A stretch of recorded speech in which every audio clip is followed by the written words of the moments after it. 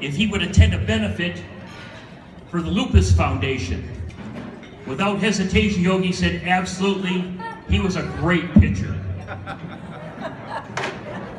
Yogi once said, always go to other people's funerals, otherwise they won't come to yours. And then finally, Yogi was in a restaurant in New York being served pizza, and the waitress asked him if he wanted the pizza cut in 4 or 8 slices. Yogi responded, you better cut it in 4, I don't think I can eat 8.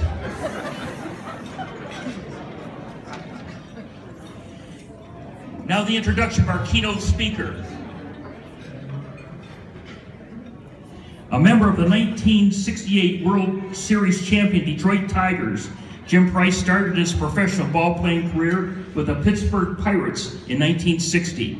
Prior to that, Mr. Price played minor league ball for the Kinston Eagles, where in 1963, we gotta have lights. Not these ones.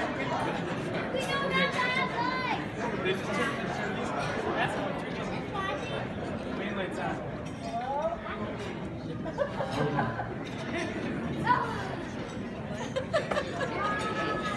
Can we get the lights back on? The main ones. Here, I gotta, thank you. Will this stay on? In 1963, Mr. Price batted .311, hit 19 home runs with the Kinston Eagles. This led to his induction in the Kinston Professional Baseball Hall of Fame. Mr. Price played for the Tigers from 1967 to 71 as a catcher with teammate Bill Freehand. His work as a color analyst began in the 70s. He worked alongside Hall of Famer, broadcast Hall of Famer Ernie Harwell until 2002. Mr. Price currently works with radio broadcaster Dan Dickerson. As a former catcher, Mr. Price is able to offer insight into the game that could not otherwise be provided. He has coined such phrases as pitcher's arsenal, the art of pitching, a good curveball he labels as a yellow hammer, and a batter with a solid contact is having buggy whipped it. Mr. Price's greatest achievement, however, is the establishment of Jack's Place for Autism, a nonprofit organization designed to assist families afflicted with this disability. It was named in Mr. Price's son's honor, who is afflicted with this disability. Ladies and gentlemen, please give a major league welcome to Mr. Jim Price.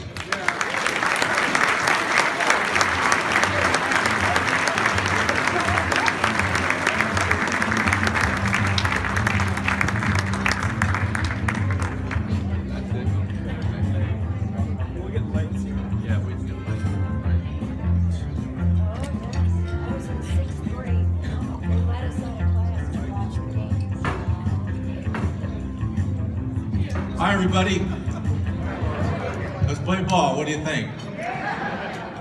Well, first of all, my wife Lisa and I are thrilled to be here, to be invited on this great night. This Hall of Fame induction is very important for everybody, and I also inducted in the Pennsylvania Hall of Fame, besides the Kinston Hall of Fame, so I know how much that means to you. I want to thank Ron, Kent, and Jim for their, the other day my wife Lisa and Jack and I came up early to go through the field house, which is fantastic, by the way. Outstanding field house. Hard to believe it was an ice rink at one time. Hey, thank you very much. See that? Yeah. You also be happy to know I'm not here to make a speech tonight. How's that? Well, I hope we can have a little bit of fun, because doing what I do, one year when I played, we won 103 games. One year when I broadcast, we lost 119 games. And this year, we lost a lot of games too. You have to keep your personality, and that's one thing I've always tried to do. By the way, my wife Lisa is here, and we just had our 29th wedding anniversary. Lisa?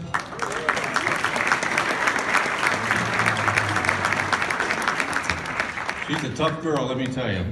Tough girl. She runs our foundation and also takes care of me and my son Jack, her dad and her aunt, and couldn't make it without her. I thought long and hard about what would I do tonight, what would I do to make this evening enjoyable for you tonight, because I know it's a long night and you've had speakers here before, but I don't think you're here to hear a speech. I just want to tell you a few things about what happened this year. Then I'm going to talk about the 68 team and tell some stories, if that's okay. What happened this year is, remember, we got an edict that had to drop the payroll to 150 million. We were at 200 million. Chris Illich, who took over from Mike, who was a dear friend of mine, said, you know, we have to cut the payroll down. So that's the first thing we had to do, but I think Al Abeel was on the right track. He was our general manager. He said, look, we got to give these guys a chance. Let's see if they can do it. And because we had a lot of talent, a lot of big name talent, also some big name talent at the end of their careers that make a lot of money. And that's not a good thing. So we went the first couple of months, and you heard my broadcast, I treat a team as they're like a department store. You have offense, defense, hitting, pitching, that's still me, pitching and the bullpen. As you know, pitching and the bullpen has been a problem for the Tigers for a long time. So really got to the point where they had to unload and do it the right way. Al Abeel, to me, is a great general manager. You know, he's been around for a long time, and he knew what he had to do. So we knew we could not re-sign J.D. Martinez, and I know that broke a lot of hearts. I mean, did you guys like J.D. or what? Yeah. You know, he was the most unassuming guy I think I ever played or ever met as a big league hitter. When he hit home runs, it was just like, hey, that's what I'm supposed to do, hit home runs. And he was a great guy. So let me put my glasses on here. My wife says I look sexy with these. Do I? I don't know. But the first one we had to make a deal for was J.D. Martinez. He went to Arizona, you might remember. And because we could not afford to re-sign him. So we had to actually give him up.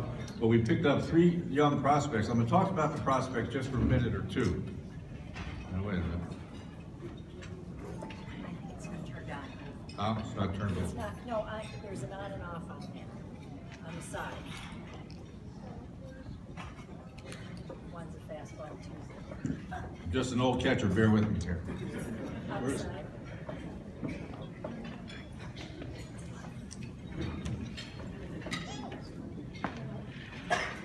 It's on, teamwork.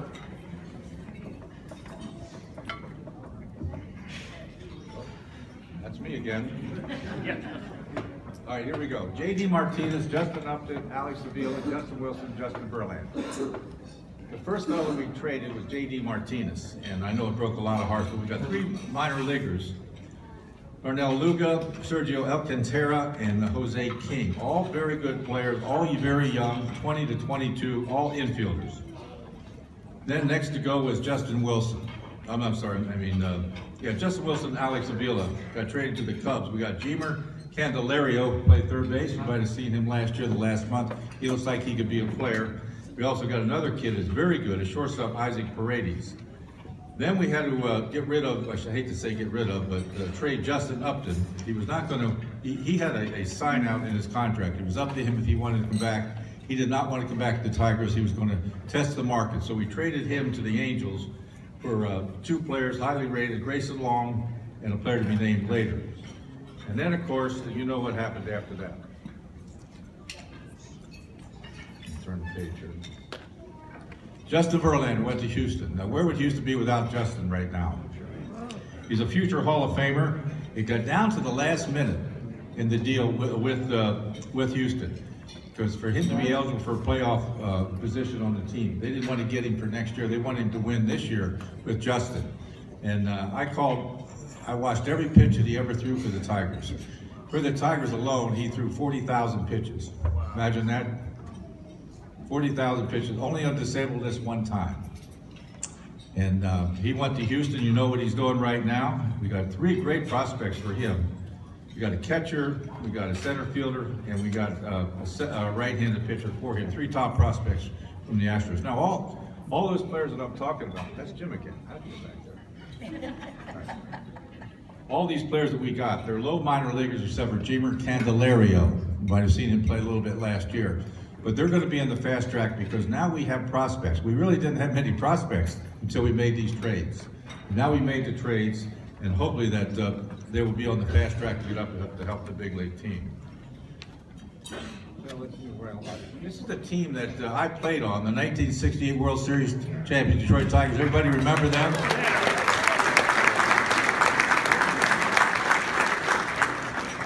apologize that I'm not sure everybody can see the screen, but I'll try to talk loud enough for you. That was a team, we won 103 games. You might remember in 1967, we lost the pennant on the last game of the season. And a writer the other day called me up, he said, Jim, do you remember in 1967 that you made the next to last out? I said, thanks a lot. I mean, didn't I do something before that?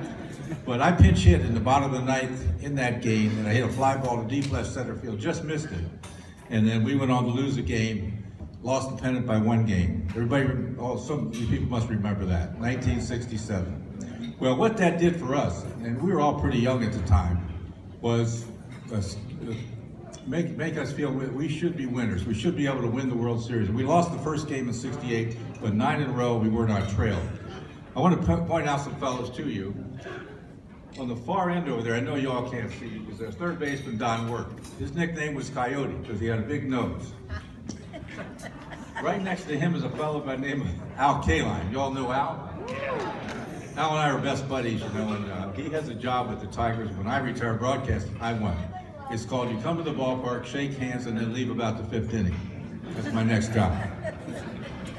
Then after him, we can see the coaches. There's one coach that's still living, that's Hal Aragon. And to the right there towards the end is Wayne Comer. He was an extra outfielder. And at the end is Willie Horton. Now, I can tell you some stories about Willie. You want to hear them? Yeah. Well, I happened to be minor league player of the year, the best player in all the minor leagues. And they sent me up to AAA. And I, at the time, was 6 foot and pretty thin, about 190, 195. And we happened to be playing the Syracuse team, which was the Detroit Tiger team. I was with Pittsburgh at the time. As I said, came up in the low minors, Pittsburgh Pirates. We were out of Columbus, Ohio. So the first game that I play in, we have a beanball contest with the Tiger team. Now, Willie Stargis was on our team, Don Clendenny, you might remember those names. We were a big team. And the Tiger team was big too, because they had Willie, they had Mickey Stanley, they had Jim Northrup. They had a really good team, but we were kind of a little bit better. So we had a beanball contest. You remember Ray Euler, our shortstop? Well, Ray used to lean his head right all over the plate. And it was hard to pitch to him, so we drilled him in the head, and they drug him off the field. In those days, they just drug him off and said, you'll be ready to play tomorrow. So about 2 innings later, Willie Horton comes up, and I'm not making this up. I'll have Willie come up here to tell you, it really did happen. Now Willie, I had heard about Willie, that he was the strongest guy in baseball. He was a boxing champ. He grew up about half a mile from Tiger Stadium. He was a great player, great defensive player, had a lot of power, but you didn't want to fight him, okay?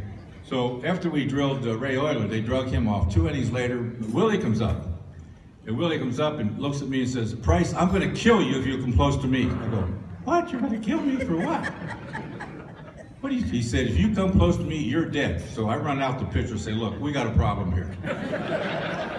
So needless to say, we walked him on 4 pitches. And Willie and I became great friends, you know, long time, really good friends. And we had a fight in Cleveland I'd like to tell you about. Now, we didn't fight all the time, but you might remember the '68 team, we had a lot of fights. Willie used to say, you want a one-run game, we'll beat you. You want a slugfest, we'll beat you. You want to fight, you're in big trouble. And in fights, I was always behind Willie and Gates Brown and these guys, and we really took care of business. We had a fight in Cleveland. Al Kaline was knocked down. This was '71 with Billy Martin as our manager. We're playing the Indians there. They knocked down Kaline. You just don't do that. So I get back to the bench and I sit next to Billy Martin, our manager. He said, Jimmy, I went the first guy drilled. I said, no problem, my pleasure. I start thinking, it's going to be Ray Fosse. Now, Ray Fosse is my fellow catcher. We had a union. You know, we all respected each other. So Ray comes bebopping up the home plate. And I said, Ray, I got some bad news for you, buddy. He said, are you kidding me? I said, no, you're going to get it. You hit him right in the ribs. He starts to first base. I'm right behind him. Our pitcher comes over and actually kicked him in the throat with his spikes. That was the first karate kick in baseball. So I grabbed Ray, and I had his blood all over me. I took him down. When I took him down, I stepped on his hand. I cut up his hand. He's screaming, I'm going to kill him. I said, look, Willie's 10 feet away. You want to get up? He said, no, hold me, Jimmy. So that's what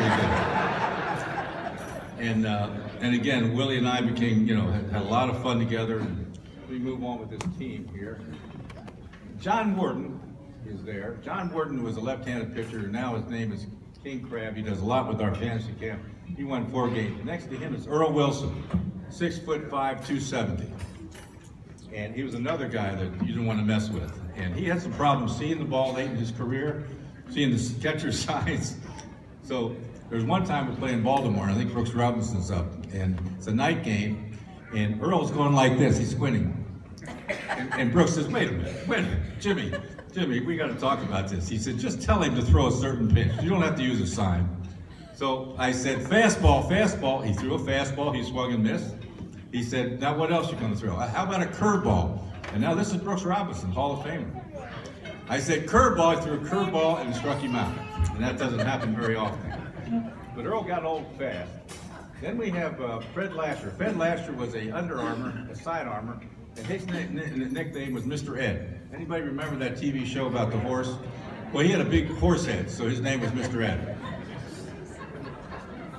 Now we go over to Mickey Stanley. Mickey Stanley, you might remember in the World Series of 1968, played shortstop. What happened that year is Al Kaline was hurt the last month, so he didn't play. So we had in the outfield Willie Horton, Stanley, and Northrop. So to get Kaline back in the game, which was very important, we had to make a move. So we moved Mickey into shortstop. He played a great shortstop. The first ball in the World Series hit by the Cardinals was a routine ground ball to Mickey, and he did a great job after that. And of course, you know we kind of won the World Series there.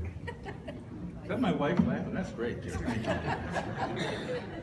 Now, all right, let's go up there a little bit further. Let me see what Dick Trezewski. Dick Trezewski was a guy that played on 2 World Championship teams with the Dodgers. He was a utility player for us. Right next to him is a guy, Jim Price, who had a few key pinch hits that year. And then Dick McAuliffe next to him. Dick McAuliffe has passed away. It's heartbreaking for me to say that, but he was a great player. Al Kaline said he's one of the top 5 players he ever played with. We nicknamed him Mad Dog because he started a lot of fights, so we called him Mad Dog, and he usually won most of the fights. Mad Dog, that's right. And then next to him is Gates Brown. Now, you probably heard stories about Gates Brown. He's the greatest pinch hitter in Tiger history. Gator and I were good buddies. And remember, anybody hear the hot dog story about him? Okay. Well, every 6th or 7th inning, Gator would come down the bullpen with us because it was nice down there. We could trade baseballs for hot dogs and all kinds of drinks. In fact, we needed a pitcher to warm up about the 7th inning. We had to send down to get more baseballs. We didn't have any to throw. So if you remember Tiger Stadium, where the bullpen was down in the ground crew had an area where they sat. Then you go through the ramp into our locker rooms. So every 6th, 7th inning, Gator would say, come on, big guy, let's go in the locker room and get a hot dog. So I went in there with him. I had one. He had 2 in his hands. And as he starts to eat his hot dog, one of our coaches comes in, Gator, hurry up, get your bat. Mayo wants you to hit. He said, no, it's not the 9th inning. I'm not hitting until the 9th inning. He wants you out there right now. So if you got caught, believe it or not, eating, in those days you got fined $50, which is a lot of money in those days. So Gator says, big guy, is he still looking? He said, yeah. So he took the hot dogs, opened up shirt, put him in his shirt. And he goes out to the dugout, and I'm following him, laughing my butt off. And he says, Mayo, what are you doing? I don't pinch hit to the 9th inning. He said, we're going up there right now, get up there. So he went up there, and lo and behold, he hit a double. All you could see was mustard and ketchup flying around second base. The Gator got up, that's all you could see. He scored a run, he came in, he cussed out the manager for doing what he did to him. But that's some of the neat things you get to do in the big leagues. Also, one time, as I said, Gator would come down to the bullpen and we'd crack up down there, but he would make phone calls out of the bullpen to people he knew all over the country. So this one night we had a pitcher getting bombed. That didn't happen very much that year. And Mayo Smith, our manager, told Johnny Saint, our pitching coach, get so-and-so warmed up. Whack, another base hit. He looks down. There's nobody warming up. I'll try again. Fall down. Goes back to the pitching coach. Why can't you get somebody up? I can't get through, the line's busy. It was Gator on the phone to somebody in California. So, I mean, we love Gator. Remember one series he had against Boston, you might remember this. We had a doubleheader. In the old days, played doubleheaders on Sundays. You know, a ground ball single to win the first game on a pinch hit, and a home run to win the second game. He got 2 pinch hits in one day to win 2 ball games for us. That's how good he was. Wow. And also in the fight, I was behind him also. He was good. Let me see. Bill Freehand, my dear buddy Bill. I get a little choked up here. Bill's having a rough time right now. But he was a great player. And Billy and I were great friends. We were the two catchers there for years. We worked together with each other. And like I said, Bill's having a rough time, but he was a great player. I think he should be looked for the Hall of Fame. He was an all-star 10 years. He was a hard worker. He could do it all. Strong guy. And our prayers are with Billy. Jim Northrup. Jim Northrup is a Michigan boy, as you know. Jim was the type of guy that was funny. When he was in a slump, he couldn't hit in batting practice. Seriously. But when he was hot, he could really hit. He got big hits for us all the time. John White, he was only there like a week. Elroy Face about a week. And then above there, in the far left, Storm and Norman Cash. One of the best. One of the best. We were playing the, I think it was the Angels one year, and they had a guy named Nolan Ryan pitching. And I was batting behind Norm, fifth, I think batting fifth, he was fourth.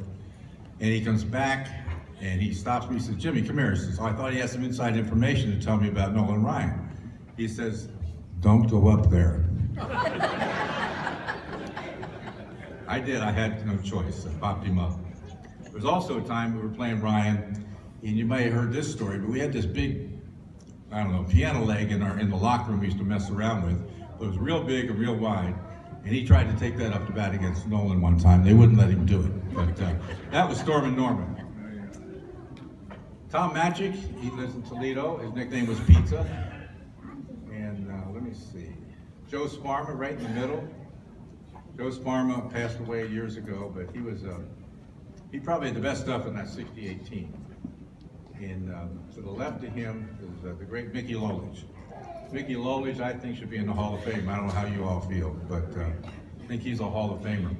He was clocked when he pitched at 97, 98 miles an hour. And he was tough for Bill and I to catch because he liked us to split the outer part of the plate. And then he would throw cutters and sliders down and into right-handed hitters, so that was a little bit tough. But he was a great pitcher, two-pitch pitcher basically, breaking ball, fastball. Then we had Pat Dobson. Pat Dobson is where I got the yellow hammer. Pat had a great curveball, and he called it a yellow hammer. So finally we looked it up, and there's a bird. I mean, his curveball would go like this, straight down. There is a bird that does the same thing, does like this, goes straight down for its prey. It's called a yellow hammer. And I thought that was a great name for the curveball, and I use that all the time. You know, give credit to Pat Dobson. And let me see. John Hiller, John Ratso Hiller, what a great guy. UP Hiller, we call Johnny. He's one of the great pitchers in Tiger history, and he could take the ball anytime, starting or relieving, but a great player. Don McMahon, we called him Nanook of the North because even in August, he would wear a Tiger jacket and a towel around his neck, leaving going down to the bullpen in August. So he got the nickname Nanook of the North. To his left is Danny McLean. Now I caught McLean a good many of those games. They won 31. You may have ever heard about the thing where I told Mickey Mantle where the ball was coming. This is a real story. I gave a picture of it to Ron. This was going to be Mickey's last appearance in Detroit. He was retiring. And he was my boyhood idol. And when he came up to the plate all the time, he'd hit my shin guard and say, how you doing, Jimmy? And I said, I'm doing great, but we want you to hit one. He said, what are you talking about? I said, I want you to hit one. Well, go back a little bit. When he came up, I asked the umpire, you go with me out towards the mound. Let's let Mickey get a standing ovation all by himself. So when I go out there, a big fat head, that's what we called McLean, a huge head. He said, Jimmy, let's let Mickey hit one. And I said, get serious. And he said it again. I said, well, he's goofy as all get out. I guess not a bad idea.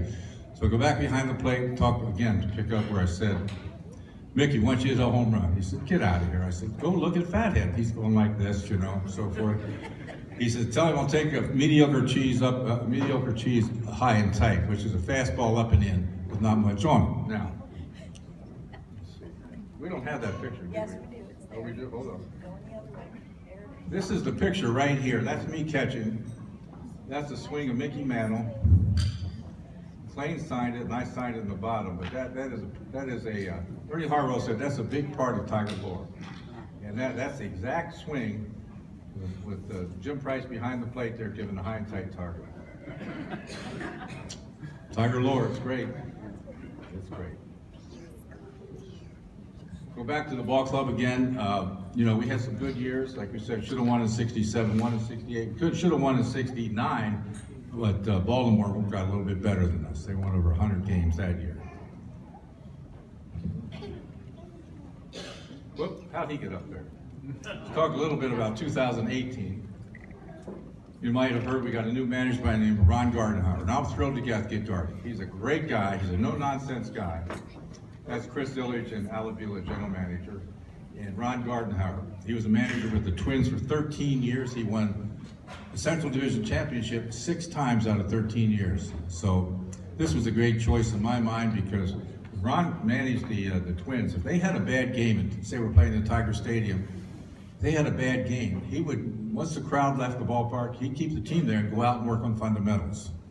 I mean, not many managers would do that. So I think he's going to do great with our ball club because we're going to lose a lot of games. It's just the way it is. You know, it's going to take 4 or 5 years to get back to where we should be. But again, we got a lot of prospects now, and I think we hired the right guy. Also in 2018, this is the key guy right here, Miguel Cabrera. Miguel, as you might know, has been hurt most of his career with us. You know, he's such a big guy and he has problems with his back. So I talked to him the other day, actually. He's doing core exercises, a lot more core exercises, and he thinks he's going to be ready. But to me, he's the key guy. With him in the lineup, it looks different. I say things on the air like, big shadows on deck, that's what I call him. And if you're the opposing pitcher, when he was in his heyday, and you know the big man was coming up, he made it look easy when he wasn't hurt. I mean, he really did. He's the greatest hitter I've ever seen. And I think he'll go down the top 5 of all time. I really do. He's a great guy, but he's had some problems, as you know, personal problems and so forth, but that's something we just won't talk about. But I just think this year is going to be interesting because we're a lot of young kids that don't know how to play the game, but they're going to have a good manager. And I think, again, if you'll be patient, you know, you all want to come down, please say hello to that beautiful ballpark. Also, if you would indulge me just a little bit longer, all catchers are smart and good looking. I started saying that in the air years ago. And my foundation for Jack's Place, my wife, who's in charge of it, they have these t-shirts called All Catchers Are Good Looking and Smart. And on the back, they have my gym-isms. And like I talked a little bit earlier, Pat Dobson gave me the yellow hammer. That's one of my gym-isms. But I say things actually that I don't plan. You know, when you're the color guy, you know, you have to do it off the cuff. And I have a lot of fun, you know, because if you broadcast 161 games, you know, and you don't have a lot of fun, you go nuts. So, and we've played a lot of long games. Now batting, you know, we called Miguel the big man, and all those gym-isms a lot of people like, so we made up t-shirts and we sell those for Jack's Place. In fact, my wife, stand up, Lisa, show them the t-shirt. This is Mrs. Price right here, everybody. She runs the foundation. And just to tell you a little bit about what we do, founded in 2002, our son Jackie, who was up here the other day, he's the best, just love him to death. And served over 10,000 individuals, so forth, raised over $4 million, provided all the money in grants, scholarships. Augie the dog down there, Lisa created a mascot which the kids love. And my wife is all over the state. This is some of the things that she does that has been very successful, and we're going to keep doing it. If the good Lord lets us, we're going to try to help as many people as we can, and I think there's some good years ahead. Let me ask you this before we go. Is there any questions you'd like to ask? I hope you enjoyed what we talked about, because I know it's a long night, and I thought you'd like the stories. If there's any questions you'd like to ask, I'd be glad to try to answer them for you, but if not, it's been a long evening. And if you're interested, my wife will be over here. If you want to buy some t-shirts, we'd appreciate it. If not, it was my pleasure to be here, and thank you so much for all you coming. And my wife and I are honored to be here with all you great Hall of Famers, all the other Hall of Famers and the new Hall of Famers. We're thrilled to death to be part of it. Thank you very much.